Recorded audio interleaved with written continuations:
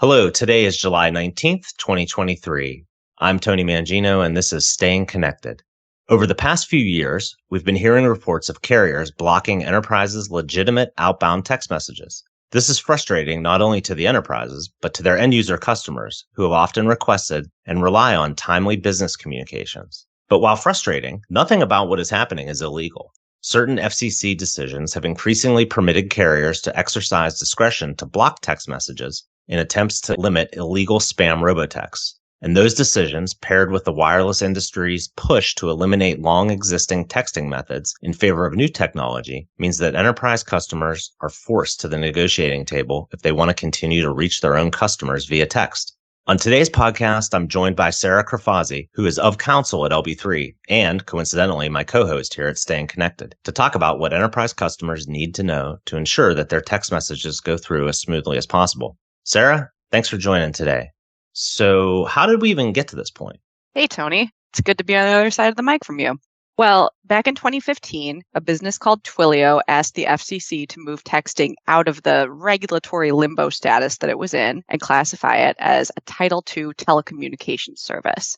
Twilio had claimed that the mobile network operator carriers, or MNOs, were blocking access, limiting throughput, and making content-based decisions about delivery of Twilio's texts. In its view, text should be transmitted just like voice calls, meaning that carriers shouldn't discriminate among types of texts or block text from delivery based on the sender or the content, or require payment for termination of text to the intended recipient. Well, a few years later, the FCC rejected Twilio's request and classified text messaging as a Title I information service subject to very little regulation. The FCC's action appeared based on permitting MNOs to act to stop the growth of text spam, but opponents noted this decision could open the floodgates for carriers to block text messages without oversight. I'm sensing an and then coming. So if that was the case, what was the effect of the FCC's decision? Yeah. So, and then what happened next was predictable. Carriers expanded their SMS message blocking, claiming to focus on cutting off high volume commercial texting methods like those offered by Twilio, but that seems suspicious. And after that, carriers took the axe to most forms of shared shortcode messaging. Those are messages from those 5 or 6 digit numbers that you may have received containing things like two-factor authentication codes, for example. And the main users of shared shortcode texting are businesses, from large enterprise to local business, right? Yeah, so many businesses need the ability to text consumers quickly and efficiently. It just isn't time or cost effective to manually message individual numbers one after another if you're a business. So these actions left business customers with 3 sanctioned options for texting. First, dedicated shortcode, where you still use a 5 to 6 digit number, but only you have access to that number. Second, text-enabled toll-free numbers. And third, a new texting technology called 10-digit long code, or 10DLC. Well, so how does a business customer know what to pick? Well, it depends on what the enterprise's goals and anticipated use cases are. So dedicated shortcode is the most expensive of the options, and it's really good for large, high-volume communications campaigns. It has the highest throughput rate of all of the texting options, but the trade-off is the cost. Still, it's appealing because many consumers are familiar with and trust the communications they get from shortcodes at this point. Next, we have text-enabled toll-free numbers, which are a good option for businesses that already own and use toll-free numbers for voice communications. So this method is good for transactional use cases like sending one-time passwords or verification codes, as well as account-related alerts. And the cost of text enablement is on the lower end, but you also have to pay the cost of maintaining your toll-free number. This method has a lower throughput rate compared to dedicated shortcode and 10DLC, but it can be increased. And finally, we have that new tech, 10DLC, otherwise known as application to person or A2P messaging.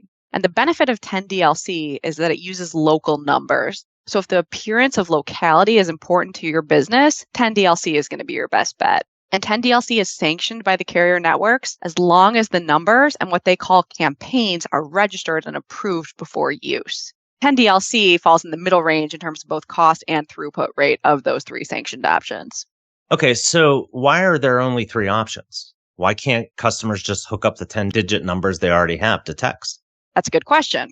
So that is what's known as unsanctioned 10-digit messaging, and it's rapidly going away.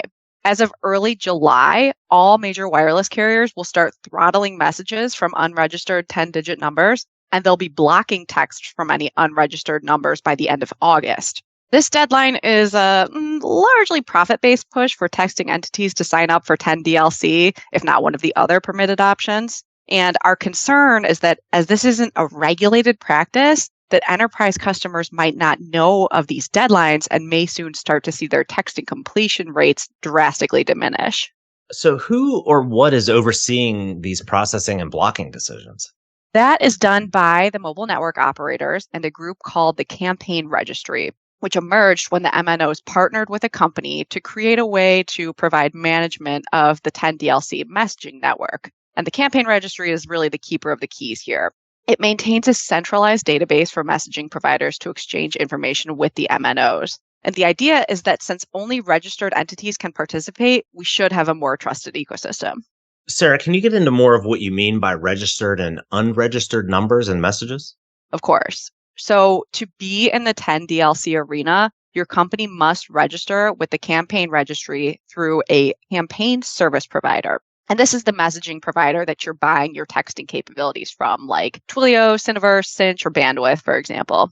And the campaign service providers interface directly with the Campaign Registry to communicate with the MNOs. And that's AT&T, T-Mobile, and Verizon. So your registration within the 10DLC system has two parts. First, brand registration, where businesses identify who they are to the MNOs. And second, campaign registration, where businesses specify their use case. And that is the types of messages that you will be sending. So you can have multiple use cases per number. For example, the same number may send one-time passwords, delivery notifications, fraud alerts, or a mix thereof. And you'll pay registration fees when you register your brand and your campaign, and you then pay carrier fees for messages sent to users on the mobile networks. You'll have your business complete a profile based on your brand and describe your campaigns, and then the Campaign Registry will assign you what's called a trust score.